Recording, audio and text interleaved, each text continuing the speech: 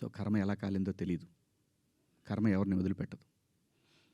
అలా ఆ సందర్భంలో నేను వాడిన 2 పదాలు తప్ప నేను గమనించానండి. నైటు 11 తర్వాత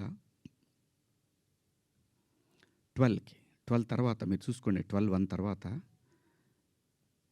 కొన్ని ట్వీట్లు వెళ్తూ ఉన్నాయి. ఎవరికి ట్యాగ్ అవుతూ ఉన్నాయి? నాకు నిద్ర లేదు, పేర్లు కూడా గుర్తురాట్లా.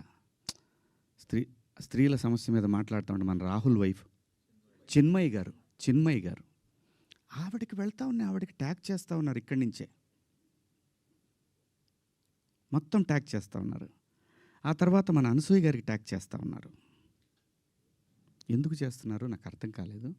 సర్లే, ఏదో పాపం ఆవిడ మాట్లాడుతూనే ఉంటుంది ప్రతిసారి కూడా, తప్పేం లేదు.